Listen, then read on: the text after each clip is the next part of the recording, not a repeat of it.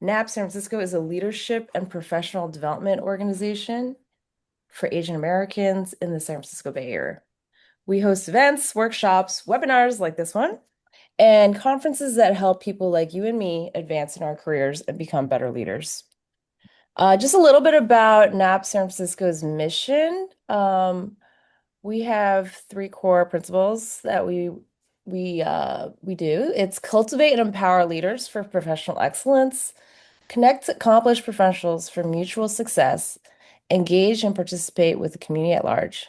And we also inspire leaders to make a meaningful difference in government, education, business, and society.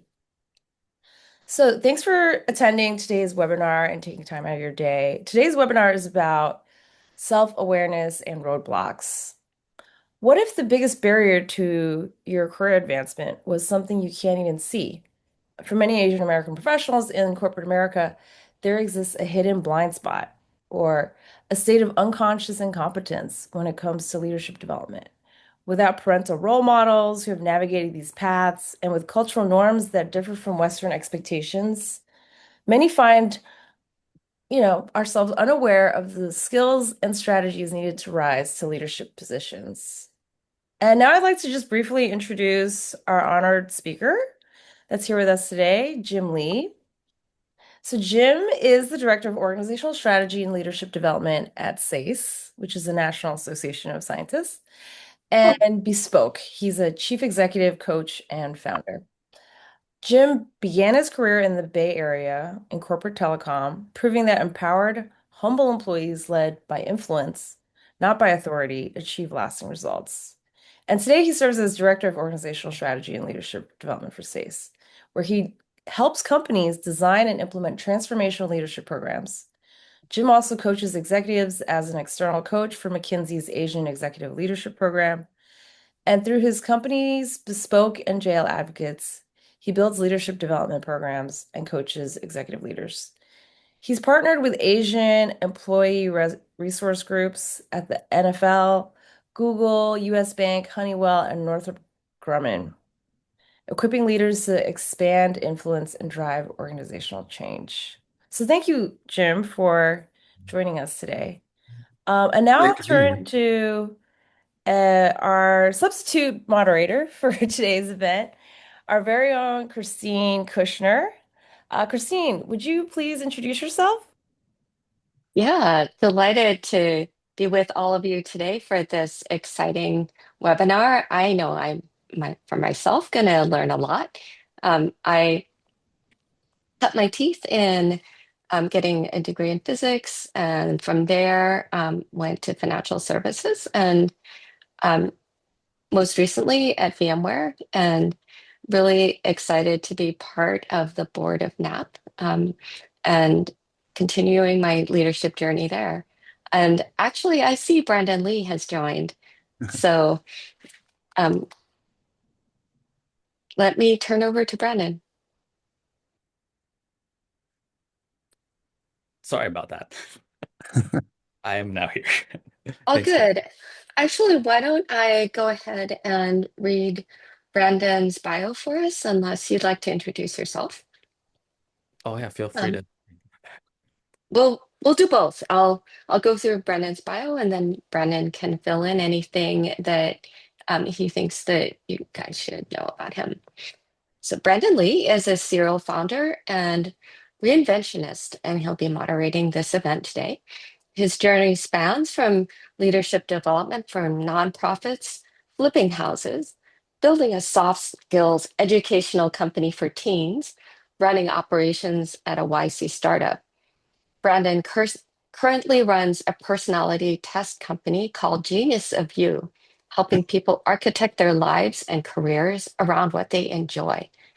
Brandon has a deep passion for teaching, coaching, and empowering others to be their fullest selves, which we'll see soon. His writing and video content have garnered over 2 million views and have been featured on media outlets like Inc.com, Time, BBC, Huffington Post. On the side, he's a personal growth junkie, invests in real estate, and rotates between 11 languages on Duolingo. And now, without further ado, take it away, Brandon and Jim. Buddy. Thank you for having us. Jim, thank you for being here. Thank you, Nat, for having us. Yeah, as all of you know about the topic today, before we dive in, we'd love to just invite you as the audience to just chime in a little bit about your own experiences, about how you feel like being Asian has impacted your ability to progress professionally. So whatever little stories that you have, feel free to throw it in the chat, uh, and or feel free to raise your hand, and we would love to hear just some firsthand experiences. And if I could add to that, yeah, definitely grateful to have so many people on camera. And I know it's sometimes hard for us to join on camera, but I really wanted to encourage us to be able to exercise the uncomfortableness of maybe being seen and not being hidden behind the scenes. Or I know a lot of you might be multitasking, but really do yourself a service and yeah, pour into yourself by being able to fully engage in this conversation. And I think part of the blind spots, Brandon, that we have in leadership is some of these things. Like most of the time, when I engage in webinars that are with Asian, I will say at least 50% of them are off camera. But then when I'm in similar type of conversations that are not predominantly Asian, I will find that it's the opposite true. We'll find more than 50% of the people in the participants asking questions. They're engaged, they're raising their hands. And I would say even specifically, I find even South Asians a lot more vocal and engaging than East Asians. And from it, you can see a lot of correlation when it comes to representation in upper leaders of management that are those that are not afraid of being seen, being heard, are the ones that do get the nod and the opportunities. So again, I want to invite, I know a lot of you may not have been ready for that, and I understand, but if your hair looks a little bit like Brandon's, I think it's okay. If you don't look as button up and tidy as Yvonne, I think that's okay. So Michelle, Jay, thanks so much for hopping on and making that transition. But it's my invitation for us. Like we want to serve you well.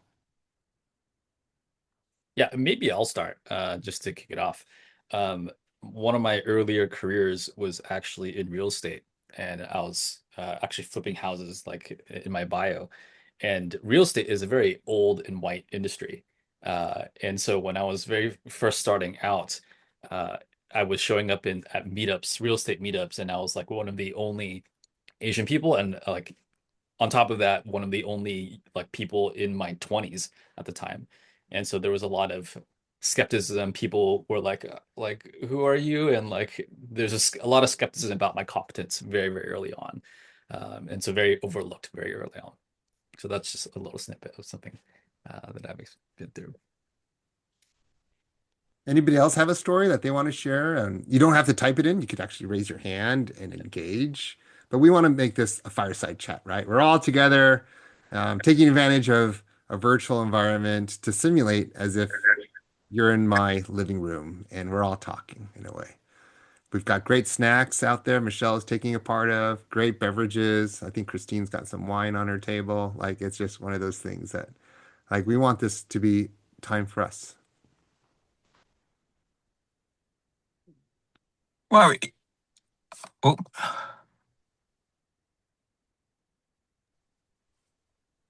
I'll share briefly. I work at Del Monte. I've had a 16-year career at this company.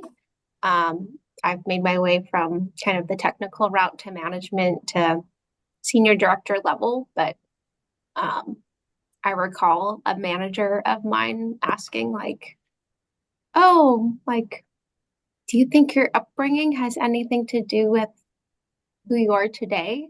And it was slightly uncomfortable. But I was like, I listen to orders, I do my task, I'm respectful to um, leadership, but I've developed my own perspective and voice and have learned to say no and push back on my cross-functional teams. So when I've shared with um, peers or others in the industry newer, I've highlighted I've been able to find my voice both professionally and personally And I think that's really helped me become the leader I am today. That's wonderful. What are some things that maybe are um, misbeliefs or like some uh, areas that were misunderstood on leadership that you were able to calibrate by learning to speak up? I thought I had to have like a work me and a non-work me. But once I was able to combine, um, I was able to just be more open and speak freely. I also picked up taiko drumming on the side as a hobby, and with that, you're able to yell and be loud as part of the performance. So that muscle literally has flexed the past 13 years, and I'm like the loudest person and enjoy and share my enthusiasm through that hobby. So I think it's also translated. It's awesome. Can I jump in? Yes. Okay. John Falk knows that I'm not shy, and I wasn't shy since I was born. One of the 1% exceptions. First of all, I'm 73 years old. I retired 3 years ago after 46 years in healthcare, 42 years in leadership role.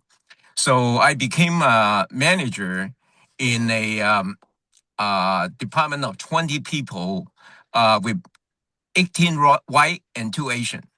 Part of that is I, particularly in my generation, is exceptional. My parents brought me up, never tell me to keep my head down, which unfortunately, even today, when I mentor others, I always ask that question. What did your parents tell you? Still a lot of people at 20 years younger than I tell their kids to keep their head down. So I always keep my head up and I always have a loud mouth. So I get into all sort of trouble when I was in Hong Kong. But when I immigrated to the US when I was 20-year-old in 1973, and everything changed. So when opportunity comes up, I always like to share my experience with others.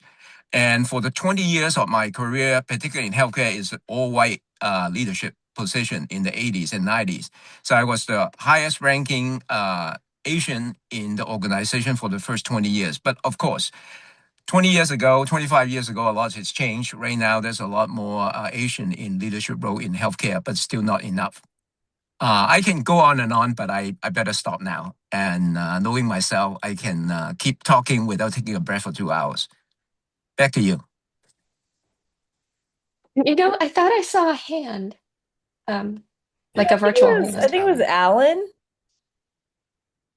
Yeah, um, I could comment that I don't know if it's a glass ceiling, but I do see so I'm trying to move towards a director role, and most of the directors are either Caucasian or Indian, and occasionally Asian. And I think what is I've learned is like, and when I chose my career, I chose engineering, and I didn't realize how important effective communication and crafting your story or crafting your executive pitch is so important in your face of the company.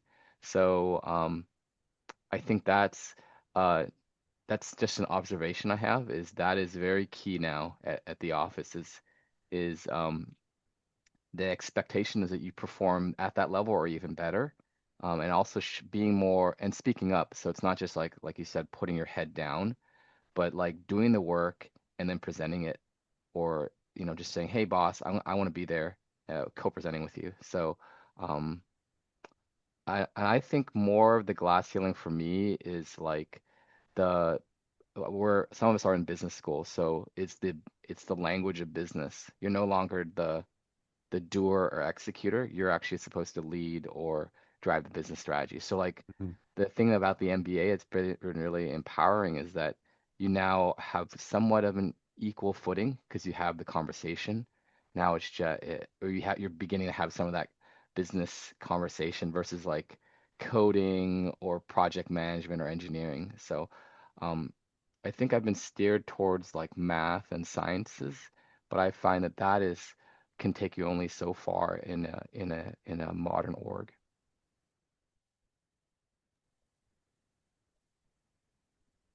I can throw something out in the blind spot department. I'm fourth generation, and so I actually didn't think I had a lot of the traditional Asian blind spots because I've been in the US my whole life. And then I realized actually kind of recently about asking for a promotion. I saw someone ask for a promotion and get it. And I thought, holy cow, you just ask. Because in my roles, I thought, I'm just going to get ahead by being awesome, and the promotions will just show up on their own, which generally they did. So I thought that was the way. But then I saw somebody go to the EVP and say, I want to do, X. And then they got X. And I realized, oh, yeah, you know what? I got the blind spots just like everybody else has blind spots. Mm. Amazing, amazing. Definitely resonate with a lot of that default mindset, Christine. Uh, it's great. Thank you for all for chiming in and sharing a little bit about your experiences. From there, I would actually love to hear, Jim, what are some of your personal experiences given your trajectory so far? And curious what echoes of experience that you've had that others have shared. And yeah, Yeah, thank you. In my career, I think I've identified similarly with everyone's story in some ways or another. Namely the area of keeping my head down, working hard, not to brag and draw attention to myself. That was a very strong one, but let my work show for itself. And I remember like in third grade when my parents came to our classroom and it was funny. They saw my name on the board on the top left, and they're like, "Good job. Your name is on the board. You're doing something great." And I was like, "Yeah, I'm working hard." I didn't have the guts to tell them my name was on the board because I was in trouble. Like you put your name on the board if you talk too much and then you speak up and write like that. Because for me, I just didn't connect with a lot of how things were done in school. And in hindsight, I realized like I am constantly talking to my neighbors because I'm asking them questions. I'm like, what is she saying? And she thought I was just like playing around.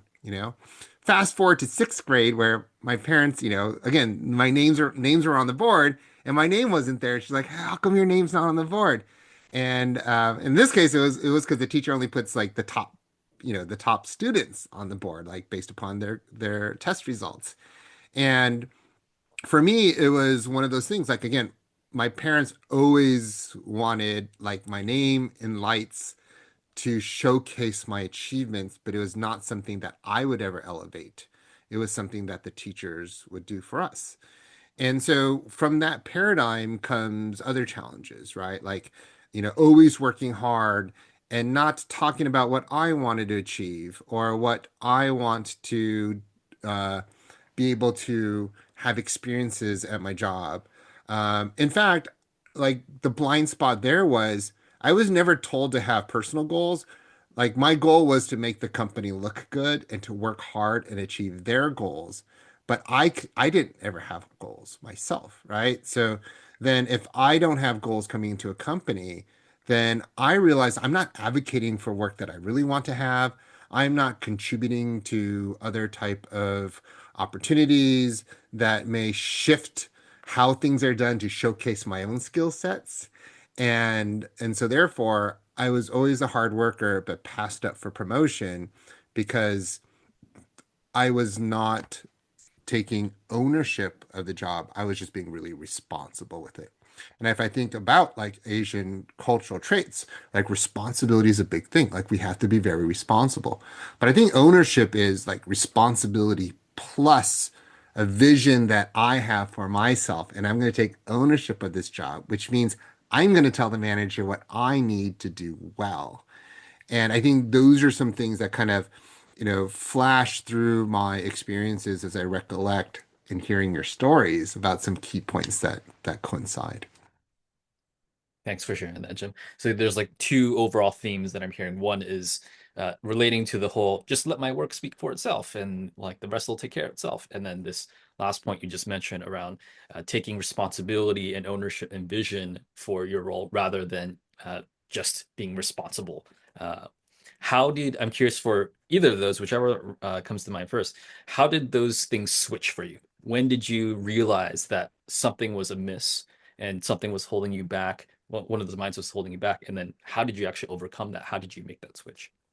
Yeah, so I'll share some slides. I think this kind of helps me to kind of frame up like what my experiences were like. And I'm sure a lot of you probably have similar type of experiences where, for me, like I think it was always about being responsible and doing well. And so when I was like in my first um, role of a director type of a position, right? So I think like I worked really hard, and so I got a management role, right? And then at that point, I changed companies to be able to get more of a director role. And at that point, it's when it really like helped me to see that the reason why I had to switch companies was because I kept hitting the ceiling.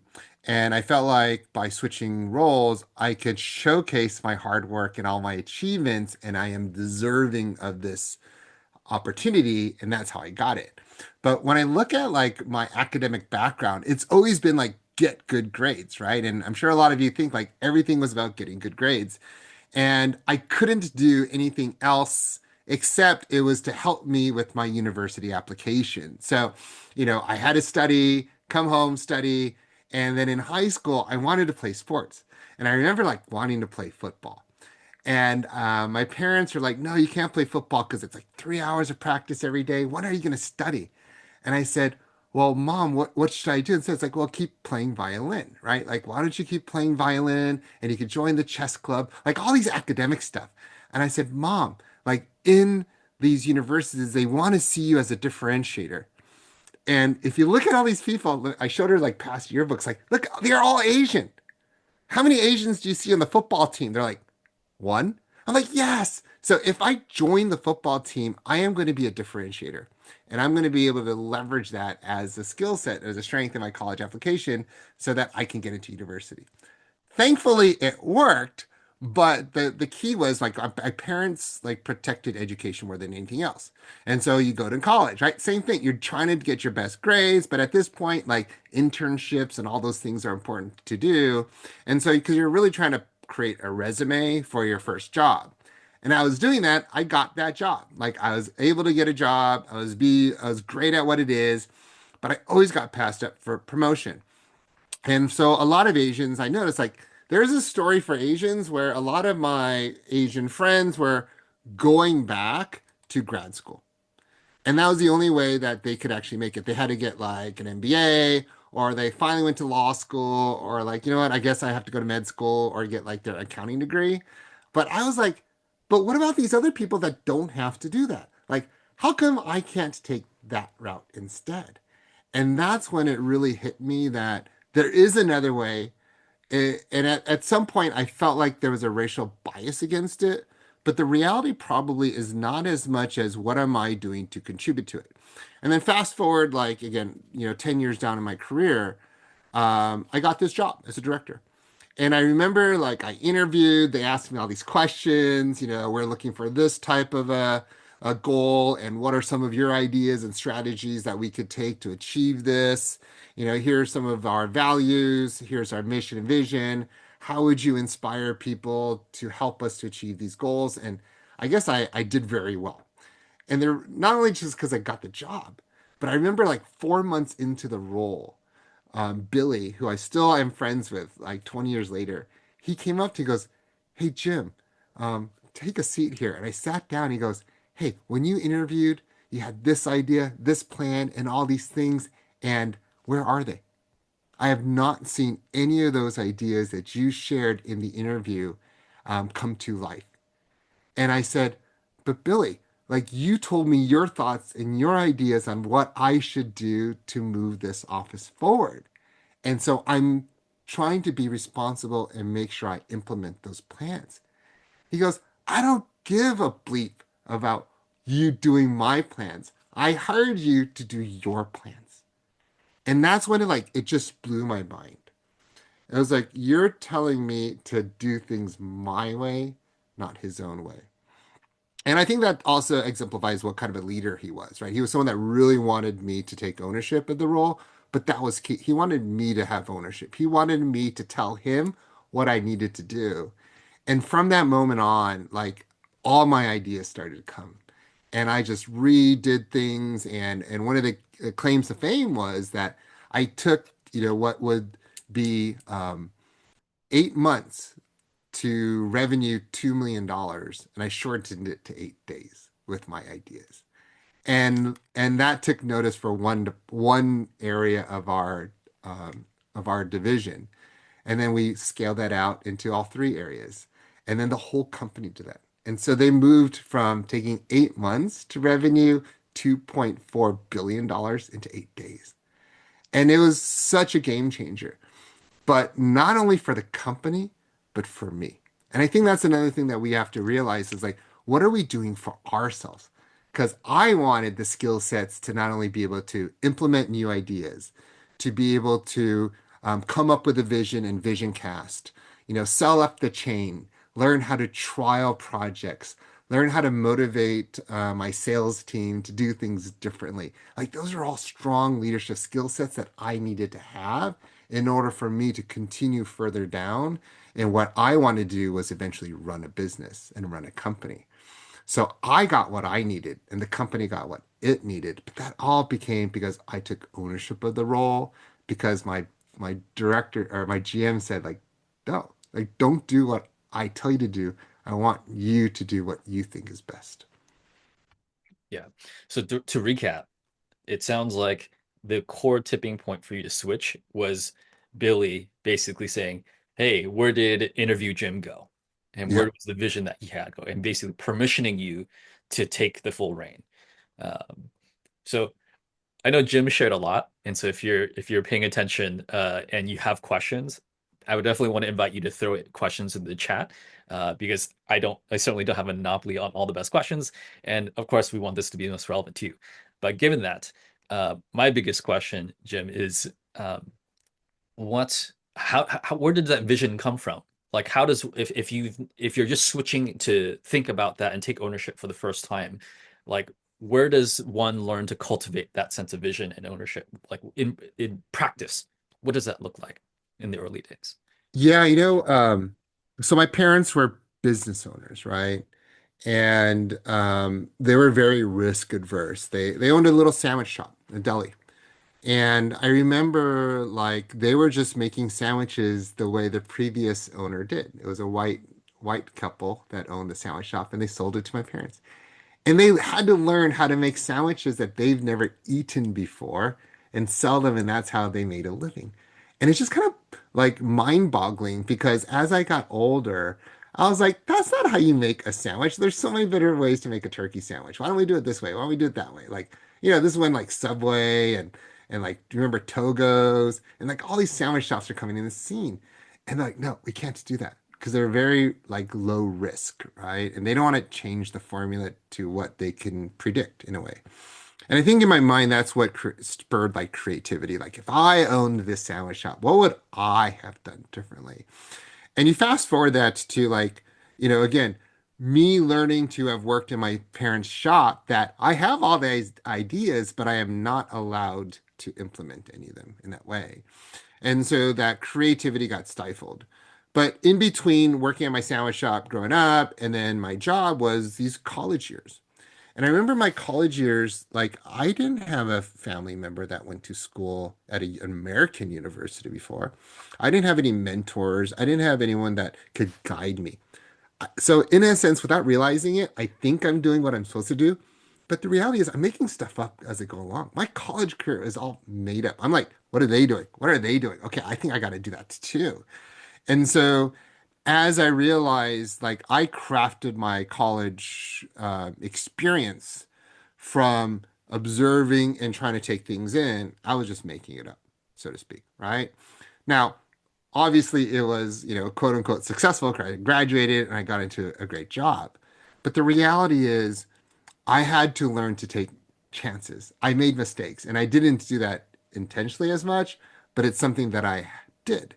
And I think sometimes for us, we have to be willing to say, okay, there's a certain mold. There are certain guardrails in our life. We have been told to do this, don't do that. But we really have to unpack, where does that come from? Does that come from somebody that is a voice in our mind based upon how we were raised? How much of that cultural versus something that was um, informed or nurtured into us by our family, our parents, where we live? But all these things have to be assets and tools we use in the right place and space, not necessarily something that we use all the time because, that's all we've been taught and told in a way. So, as you asked me that question, like, how did I make that leap? I think it took a lot of me hitting my head on that bamboo ceiling so many times and not getting promoted to realizing and having Billy like really liberate me to say, look, I want you to tell me. And out of obedience and in a funny way, out of obedience of respecting my elders, I had to go against what he had told me to do before. And I think that's where it kind of activated me. Yeah, that's great. Yeah, so what I'm hearing is just learning to cultivate that part of you that's like, wait, would I do this if I was in charge, would I do that? And nurturing that capacity. Shelley asked a great question that wanted to follow up on. So she said in the chat, you had a great manager that looked out for you and your development. Yeah, what would you advise for people who don't have their equivalent Billy, who basically invites you to challenge and create your own vision? Um, but actually have managers who are maybe doing the opposite of like wanting to pigeonhole you instead of helping you flourish. I have to like where that comes from is probably a blind spot again that we have where when you're at a job interview, how many of you actually go to a job interview and doing what you can to get the job versus going to the job interview, right? And like, hey, I'm going to be here. I'm going to be myself. I'm going to get to learn them. But if this is not a good fit, and this is not the type of person I want to work for, then I'm okay withdrawing from this opportunity. And I think for me, I've sorry, thanks for sharing, David. It's just one of those things where like it's so hard sometimes, and again, if I peel back the onion, it's like, well, if we're not networking, we're never finding opportunities that fit towards what we're looking for, right? We're always taking a job because either our company's downsizing, I'm being passed up for a promotion, and I don't like it, right? So we have to see what are we doing to create the environment that we in, where we aren't able to kind of change the dynamics of our manager to where they're more open to hearing what we have to say, and instead they tend to be prescriptive of what we're sharing. But again, look at that leadership dynamic. If you are someone that creates a vacuum of space where a lot of what gets filled is more from your leadership, not from yourself, then they are always going to drive the bus, and you'll always be a passenger on the bus, right? So I think first step is like you have to establish that relationship. Or if it's too late at this point, my things would be is like, I love this opportunity. I remember there was this one time I was constantly told to do all the Excel spreadsheets for our team because in my undergraduate studies, like there was this Excel class where like I learned how to be like an Excel wizard. I hated it, but I was really good at it. And it was one of those things like I was constantly asked to do. And it killed me every Monday night to stay up late for our Tuesday meetings to prepare these sheets. And everyone's like, great job, Jim. Love it. Thank you so much. Right. And I'm like, it's nice to be recognized for hard work, right? That's what we want. But the reality is, it's not the hard work I want to be recognized for. And it kind of pigeoned me hold in. So I had to tell my manager one time, and it took probably like 8 months for me to get the guts to say, like, hey, I know you like this work that you do, but is there something else I can do? It's like, what do you mean? Why would you want to do it? You're so good at this. Like, because it's like the least favorite thing about my job. And in fact, like, could you imagine how good I would be at something I really want to do and I think I'm really great at? And I would like for me to showcase that as well, which was actually training and coaching other people on my team. And so I got that role 6 months later because I finally spoke up. But if I hadn't, I think I would have still been doing Excel spreadsheets for a long time, right? So being able to like speak up and just, recognize being appreciative of what you have, but like, would it be okay if I share and start changing that dynamic so that you're not constantly the vacuum receiving things, but like, could you fill that vacuum and void so your manager doesn't feel like it has to fill it with what they see from you instead? Yeah. So what I'm hearing is, on top of just doing what you're being given, is self-advocating for like, hey, I'm happy with what we're doing so far, and what I would love to do more of is XYZ, and creating more awareness on your manager's side of what you're actually trying to shoot for. Yeah, absolutely. And there's a comment in the chat box I think that relates to like Freddie's talking about like when you look at the people around us, right? It isn't uncommon to look around and just see leaders who certainly do not consistently excel in the same thing, and they tend to be like Caucasian, let's say, in his example. And I remember like in my workspace, that was so true. Because I would sit in my cubicle and behind me was my manager's door. And constantly, coworkers would come and knock on the door and they'd be like, hey, how's it going? How was your weekend? They talk about the football game. They talk about, their family went to the lake. They went jet skiing. In the back of my mind, I'm like, dude, this guy's totally kissing up. This guy's like they're not talking about business. This is not a conversation that they should be having. It's a personal relationship. We're in business. And I don't know why my mind was so like fixated on that. But I think that's like executive presence, right? Is learning to build trust in different ways. And here they had a way that they trusted each other because they had so much more in common outside the work, right? And so guess who got promoted? Was always this person that came to my manager's door and they talked about things.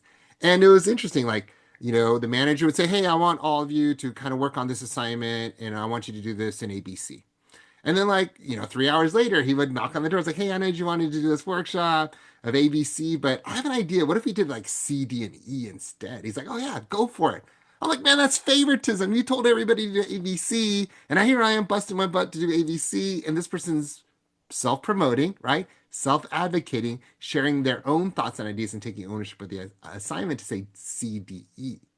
But that came from also the trust and the comfort of all the other conversations that they had, right? So when you peel back, what does executive presence really mean? And how do we build those ceilings? It's almost like we don't feel like we can break through because we don't have permission or the relationship in that way to maybe self-advocate. And also because they don't know where we're coming from in a way. But again, my mindset, I remember this so vividly. It was like in 99, I was like, man, this guy's kissing up because he's talking about everything outside of work. And then if I fast forward, like, look at me, I always went to people and I would go to them to get work done. I was the jerk, right? I was just someone that used everybody almost like labor in that way. But that's how I saw myself, right? I treated everybody else the way I thought I was. And so if I'm constantly working towards performance and outcome, then that's how I treated everybody else. It was all about their performance and outcome, and their value to the team was about what they produced, but not who they are as a human intrinsically in a way. So I want to hone in a little bit on what the phrase you kept saying, which was, "Oh, they're kissing up." Yeah. Do you relate to that phrase differently? And now, at like where you currently are, and hey, has that shifted over time? And how do you relate to that act of building trust in that executive presence way, uh, in contrast to this sucking up concept? Yeah, great question. Um, yeah, I'd have to say if I looked at myself of how I build relationships today compared to like what I did before, like I'm such a butt kisser today, right? Um, because like, and I think even more so, right? Like, like John, this is my retirement job. Like I'm retired. I get to choose who I want to work with. I get to pick like the people that I want to create impact and where I want to spend my time. And in that, like my butt kissing is because I want people to like me and I want these people that I really admire to get to know me and I want to get to know them and see if like we can work together. And in some cases, granted, it's like dating, professional dating, right? It's like I want to get to know them. I'm gonna put my best foot forward. I'm not gonna be I'm not going to compromise integrity. I'm not going to lie who my identity is, but I want to build a relationship. And I think that's part of the growth as well. It's like, yeah, am I naturally someone that, would do things for anybody? No. but that's part of my growth opportunity and my own leadership growth that I learn how to do things how other people want them, but they're worth it because I like them and I like what they're doing. And like for NAP SF, like doing this talk, like I chased John down. It's like, hey John, I want to do a talk with you guys because I love what you're doing. I love the impact that you have in your mission and vision, and I want to be a part of it. And so I like, in fact, like I drove all the way up to San Francisco. Like I try to make it easy for Christine and John to spend time with me, right? But would I do that for anybody? No. But I would do it for them because, hey, I appreciate this and it's important for us in the shared vision and mission. And so could somebody see that as butt kissing? Possibly, right? They didn't pick me because I have a best-selling book, which I don't, right? They didn't pick me because I have 100 million followers on my YouTube, which I don't, right? But those aren't things that I want to attract other people with. I want to attract people because of the content of what I have, which is going back to like I think the Asian side of like I want you to like me for this, but it's that and the relational aspect of it. And my philosophy has always been is like I want to be the easiest person to work with, and I want it to be the case where you will choose to want to work with me so that I have more options on where I get to spend my time. And so likewise, like in our job, like if for me to get to know my manager, like Freddie, like if I worked for you, I want to know what Freddie likes. I want to do things Freddie's way. Because if I only do things my way, then I'm no good to Freddie and I'm a single way um, I'm only able to do things a single way. So I'm not able to grow my leadership skills to learn a diversified way to present things, as well as, let's say, I work with Freddie and he doesn't like me. And then I go to Michelle. Michelle doesn't like me. Then, like, what? I got to find that one person that works just like me. And in every job interview, then my perspective becomes is this is what I do. This is how I do it. And it almost comes out like take it or leave it, right? But then if I am open to doing things in a different way and I've learned to achieve the same outcomes, maybe making a few mistakes, but it's always been growth. Then when I interview for other people and they say like, "We like to do things this way. Would you open to doing things this way?" I'm like, "Oh yeah, absolutely. Let me tell you about a time when Freddie wanted me to do something and this is how I did it, but this is normally how I would have done it." And then did the same stuff for Michelle. Michelle likes it this way, but this is how I had to do it. And then now, for you, Shelley, more than happy to do it that way, right? Like these are the things that help us prevent the bamboo ceiling, I think, in a way that helps us to have all access because we're more open and willing to do things of how other people want us to do. And some people call it butt kissing. I just call it it's growth. Yeah, I like what Shelly just said in the chat. You can call it butt kissing, but it could be just a plan, a strategy, Yeah. your approach. Muying said something interesting in chat, or asked, how do you fight the politics? And I think that's a very big question. So I'd love to just hear how you just take it, Jim, and what thoughts you have on it. Um, yeah. So I think like politics is one of those things that's really hard for us to, I think Asians typically to play. And I think partly it's because we think we deserve a seat at the table, maybe, when we don't. And I think it's one of those things like we can be a little bit more sensitive to. So, for example, there's two biases I think we all have. We have a bias on we should get awarded spaces on the table based upon our merit and our success in the past, right? But the reality is that's not the case, but yet we keep using that. So I'll share another slide, right? Like, you know, Asians, like we like education. It's one of those things that we tend to excel well in. And so therefore, like we deserve a seat at the table. Like we shouldn't have this bamboo ceiling because of our credentials in a way. But yet when it comes to looking at the data, like we aren't, we're not there. And sometimes we can see this gap as, well, we're not playing politics well, right? We're not doing things great. And I'm going to go a little deeper on this, Brandon, if it's okay.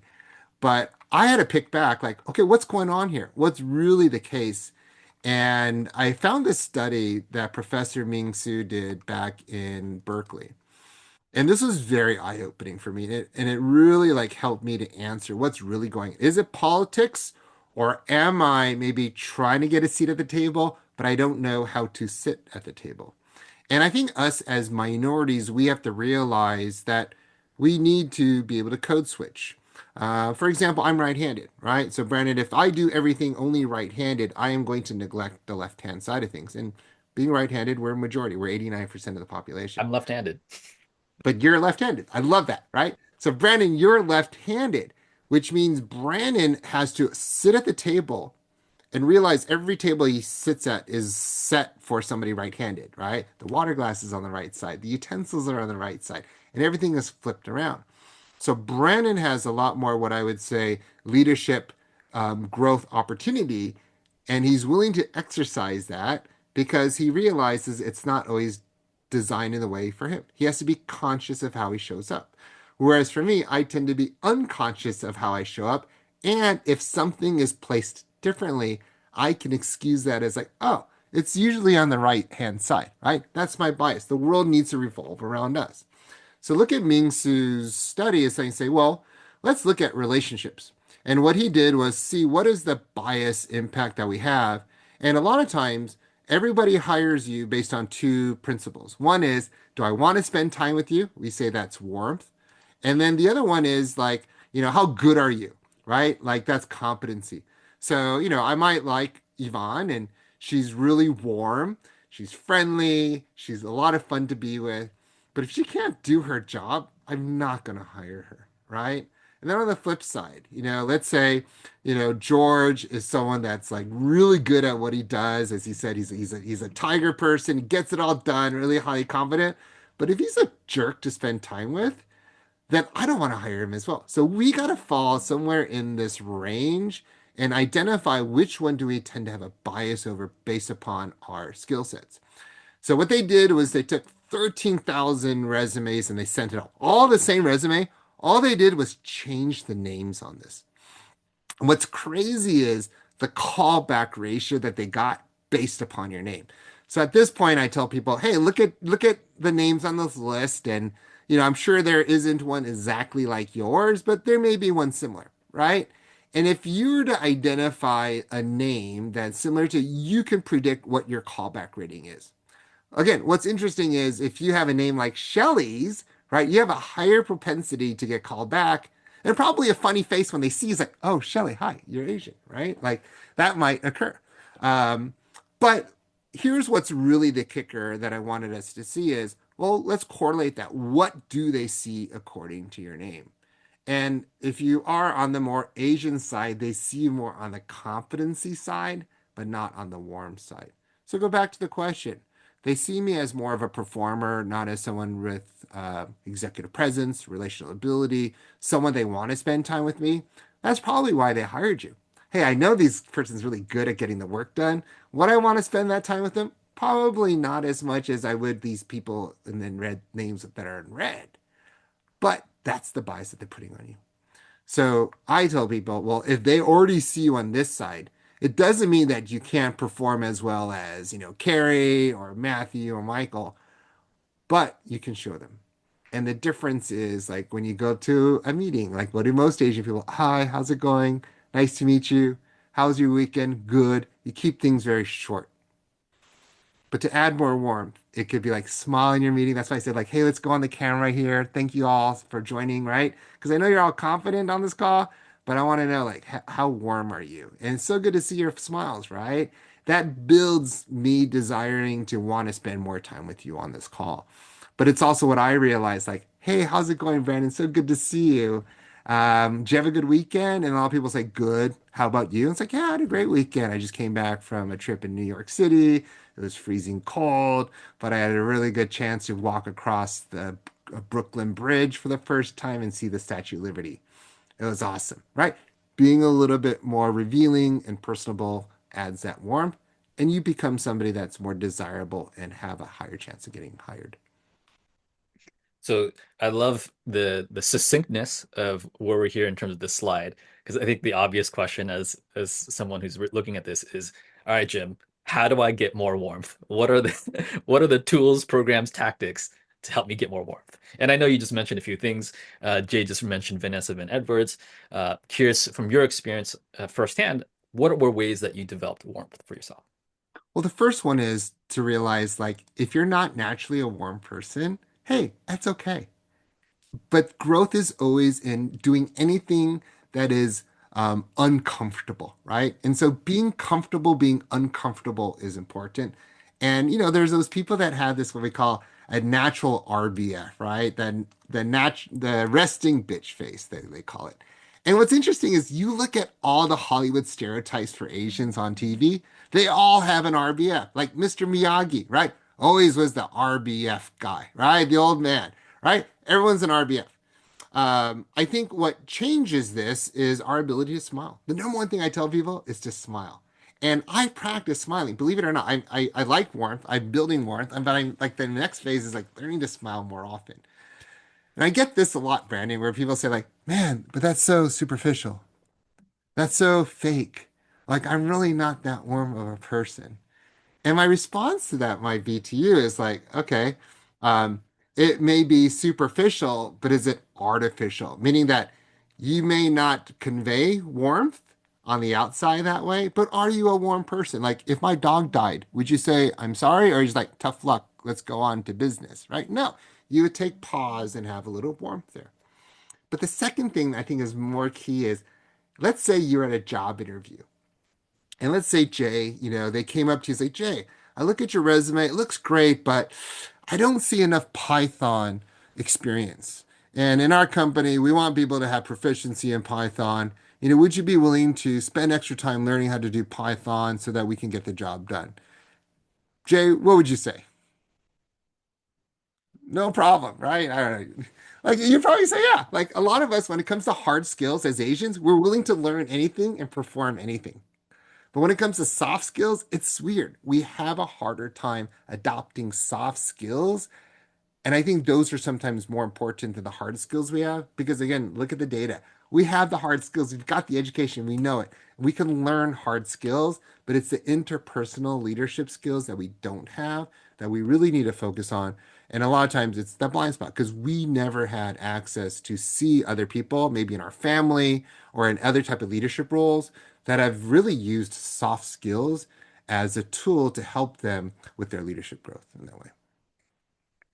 Amazing.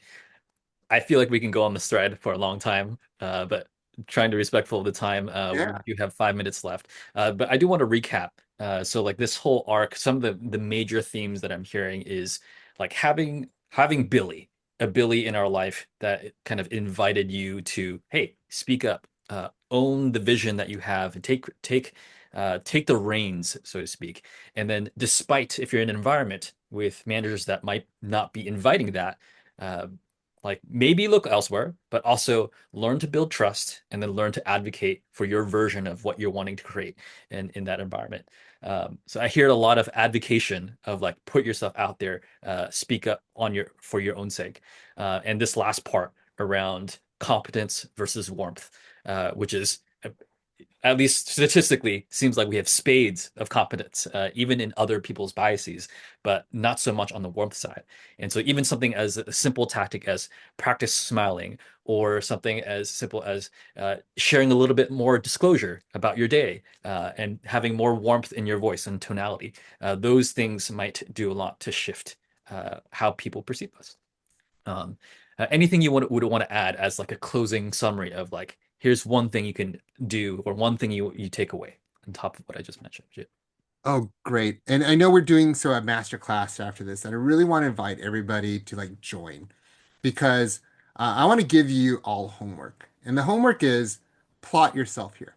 Where would people expect you to be, but where do you really want to show up? And that's your leadership growth opportunity. And I would encourage each one of you to find. Like, I'm sure I wasn't the first person to tell you ways to exhibit warmth. I loved in the chat box, right? You talked about, different speakers have talked about this. Um, but what's most important is I want you to practice something, whether it's learning to smile as you speak more often. I learned because I had a sales role that we would always have a mirror in front of us. And every time I talked, I had to look in the mirror to make sure I'm smiling because back then, before Zoom, like people could they could see you smile across the phone, right? And so learning to do that is probably one homework assignment I'd love to give you guys and see how people respond. Or when people ask you, like, hey, Christine, how was your weekend? Instead of just saying it was good, share with them like, oh, what made it good? And then throw it back to them. What was good for your weekend?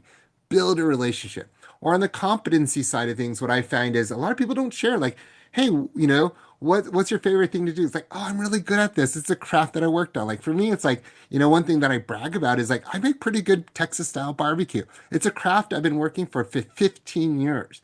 And even though it's nothing like some of the award-winning Texas barbecue out there, a lot of my friends love the barbecue I make and then they drool over it, right? It sounds like I'm bragging, but I'm also letting you know, hey, if you need Texas barbecue and you want to spend time with me, like come to me. And it helps, like, for example, your managers to know, like, hey, I'm really good at this type of work. And so if you're looking for someone that you want to do this type of projects, pick on me, right? I'd love to be able to showcase that, right? You're making the job easier for somebody else to work with you. So that would be my thing to close out, Brandon, is I want to invite each one of you do something here to move you upward and towards the right and practice it for the next couple of weeks. I would even encourage you to write that down right now. Be specific. The cheat code that I tell people is, take some post-its, take the stickiness on the bottom, and like post like keywords, trigger words, either it's smile or brag. Put it right next to your camera. So every time that you're talking to the people, it's a conscious reminder to do something that you don't tend to unconsciously do. And then when we get back in a few weeks, I want you to share what that experience is like and how has that shifted maybe how people respond to you. And I've been doing this talk for like 5 years now, and it's always amazing. Those that really embrace this and are willing to challenge themselves to grow, the relationships around them start to shift. They start getting invited more. They start getting the seat at the table. And so instead of having us to fight for that chair and pull it out ourselves, you'll find other people inviting you and pulling the chair out for you instead. Love that as a visual, and I love the concrete tactics. Yeah, I highly recommend you all signing up right now for the masterclass on December 10th. It's an amazing chance to dive deeper to if you had resonated any bit with what Jim has shared so far and want to go even deeper. Highly recommend you just register for that right now. I'm super excited for that. And yeah, thank you all for being here, and I want to hand it off back to uh, Christine or Yvonne, any last words on the nap side? And thank you for having us. Thanks, Brandon. Yeah, as Jim and Brandon mentioned, we're having a masterclass. Now that you recognize the hidden blind spots and the force of the Asian glass ceiling in your career, you can be ready to move past awareness into real transformation. And this is, as Jim mentioned, a masterclass. So it's a dedicated, action-focused experience to apply the webinar's insights, what we learned today, to achieve a true breakthrough in your leadership career. It's not a lecture, and it's a workshop that requires deep work and sharing. And so that one's on December 10th. I've dropped in the link, as you can see. Christine also dropped it in at 12:29. So if you can click on that, feel free to register. I've also included Jim and Brandon's emails in case you want to reach out to them about anything you have on your mind. And thanks so much, everyone. See you next time. Yvonne, thanks for having us. Thank you. Thanks, Jim. Outstanding. Thanks so much. I loved it.